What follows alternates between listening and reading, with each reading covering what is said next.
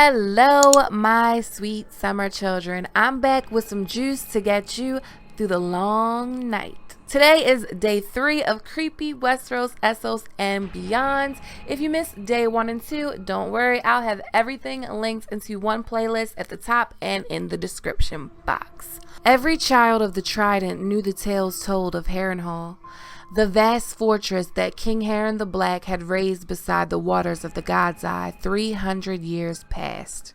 When the 7 kingdoms had been 7 kingdoms, and the Riverlands were ruled by the Iron Men from the islands. In his pride, or arrogance, Harren had desired the highest hall and the tallest towers in all of Westeros. 40 years it had taken, rising like a great shadow on the shore of the lake while Harren's armies plundered his neighbors for stone, lumber, gold, and workers. Thousands of captives died in his quarries, chained to his sledges, or laboring on his 5 colossal towers. Men froze by winter and sweltered in summer. Weirwoods that had stood 300 years were cut down for beams and rafters. Harren had beggared the Riverlands and the Iron Islands alike to ornament his dream. Before Aegon's conquest north of the Blackwater, the Riverlands were ruled by the bloody hand of Harren the Black, king of the Isles and the Rivers. No king in Westeros was more feared than Black Harren, whose cruelty had become legendary all through the 7 kingdoms. The gargantuan fortress was his pride and obsession. Harrenhal is made up of 5 towers of monstrous size, with a curtain wall of the same size. The walls were made incredibly thick, and the rooms were made for giants rather than men. Harrenhal covers 3 times as much ground as Winterfell. The 5 enormous towers of Harrenhal have been renamed in reminder of the accursed castle. The Tower of Dread, Widow's Tower, Tower of Ghosts, King's Pyre Tower, and Wailing Tower. There's the Hall of 100 Hearths, the Great Hall, said to be able to feast an army. It doesn't have 100 hearths, truly. Arya counted them. She gets 34 one time and 35 another. The Godswood is 20 acres, and the Heart Tree has a terrible look, full of hatred with a twisted mouth and flaring eyes. The Heart Tree has 13 deep marks carved into it, dating to 130 AC when Daemon Targaryen battled Aemon Targaryen in the Dance of Dragons. These marks still bleed every spring. Old Nan tells a story that Harren the Black mixed human blood in the mortar used to build this monstrosity of a castle. From Winterfell to Flea Bottom, there are rumors of the ghosts that dwell within Harrenhal. Old Nan says sometimes men went to sleep safe in their beds and were found dead in the morning, all burnt up. Harren the Black eventually would reap what he sowed. When at last Harrenhal stood complete, on the very day King Harren took up residence, Aegon the Conqueror had come ashore at King's Landing. Refusing to bend the knee, Harren the Black took refuge in his supposedly impregnable stronghold. The largest castle ever raised in Westeros, Harrenhal boasted those 5 gargantuan towers. But besides the towers, he had an inexhaustible source of fresh water, huge subterranean vaults well stocked with provisions, and massive walls of black stone higher than any ladder and too thick to be broken by any ram or shattered by a trebuchet.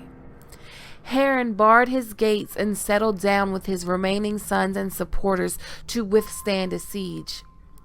Aegon of Dragonstone was of a different mind. Once he had joined his power with Edmund Tully and the other river lords to ring the castle, he sent a maester to the gates under a peace banner to parley. Harren emerged to meet him, an old man in gray yet still fierce in his black armor. Harren refused the terms, spat at them disrespectfully. He went back inside Harrenhal and retired to his chambers, surrounded by his household guard, to eat dinner with his remaining sons. As the last light of the sun faded, Black Harren's men stared into the gathering darkness, clutching their spears and crossbows. When no dragon appeared, some may have thought that Aegon's threat had been hollow. But Aegon Targaryen took Balerion up high, through the clouds, up and up, until the dragon was no bigger than a fly upon the moon. Only then did he descend, well inside the castle walls. On wings as black as pitch, Balerion plunged through the night, and when the great towers of Harrenhal appeared beneath him, the dragon roared his fury and bathed them in black fire, shot through with swirls of red. Stone does not burn, Harren had boasted. But his castle was not made of stone alone. Wood and wool, hemp and straw, bread and salted beef and grain all took fire. Nor were Harren's iron men made of stone. Smoking, screaming, shrouded in flames, they ran across the yards and tumbled from the wall walks to die upon the ground below. And even stone will crack and melt if the fire is hot enough. The river lords outside the castle walls said later that the towers of Harrenhal glowed red against the night, like 5 great candles, and like candles they began to twist and melt as runnels of molten stone ran down their sides. Harren and his sons died in the fires that engulfed his monstrous fortress that night. House Hoare died with him, and so too did the Iron Islands hold on the Riverlands, and every house that held Harrenhal since had come to misfortune. Strong it might be, but it was a dark place and cursed. The noises in Harrenhal were another thing. Ghostly sounds. When Tywin Lannister leaves Harrenhal, Hot Pie is frightened by the noises. Swirling winds gusted, drawing high, shivery screams from the cracks in the Wailing Tower. Now that Harrenhal was near empty once again, sound did queer things there. Sometimes the stones seemed to drink up the noise, shrouding the yards in a blanket of silence. Other times the echoes had a life of their own, so every footfall became the tread of a ghostly army, and every distant voice a ghostly feast. Around the Tower of Dread, people said the spirits of dead falcons stirred the air with ghostly wings. Bats, rats, dead falcons, the spirit of old Harren the Black and his sons, ghosts of the fallen. That's all one thing, believed or not believed, but the curse is another, believed by all. Lord Tywin Lannister would stay at Harrenhal and die later. Such is the case for Roose Bolton. Lord Janos Slynt would be given Harrenhal and have it stripped from him a fortnight later and eventually be executed by Jon Snow. Sir Amory Lorch would become Castellan of Harrenhal after Tywin's departure. After Arya Soup, Roose Bolton takes Harrenhal. They would strip Sir Amory Lorch naked and parade him in front of Roose Bolton and Vargo Hoat. He's eventually kicked into the bear pit to be killed by the bear inside of it. When Roose Bolton leaves, Vargo Hoat takes control of Harrenhal. When Tywin's men take back Harrenhal, Sir Gregor found Vargo Hoat in the Hall of 100 Hearths, half mad from pain and fever from a festering wound. Sir Gregor cut off Vargo's limbs piece by piece over a long period of time. He had his wounds bandaged so that Vargo would stay alive.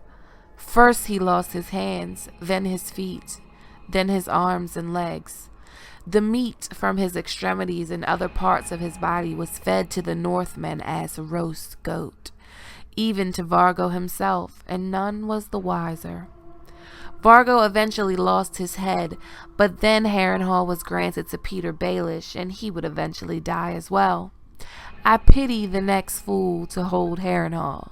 You see, ghosts and vengeful spirits are one thing we can't be sure of. Though Harrenhal, strong it might be, but it's a dark and cursed place.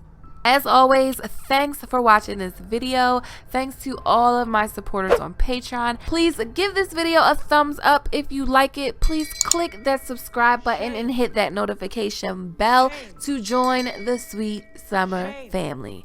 Okay, my sweet summer children, have a good day.